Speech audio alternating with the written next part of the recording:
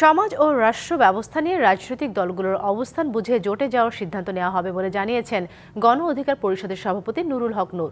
শুক্রবার বিকেলে নারায়ণগঞ্জ শহরের কেন্দ্রীয় শহীদ মিনারে আয়োজিত তারুণ্যের রাজনৈতিক সমাবেশে প্রধান অতিথির বক্তব্যে তিনি মন্তব্য করেন। তিনি আরও বলেন, দেশের পরিবর্তনের প্রশ্নে সন্ত্রাস, চাঁদাবাজ ও মাফিয়ার বিরুদ্ধে রাজনৈতিক দলগুলোর অবস্থান পরিষ্কার হওয়ার পরই বিবেচনা করা হবে গণ অধিকার পরিষদ কোনো জোটে যাবে কিনা।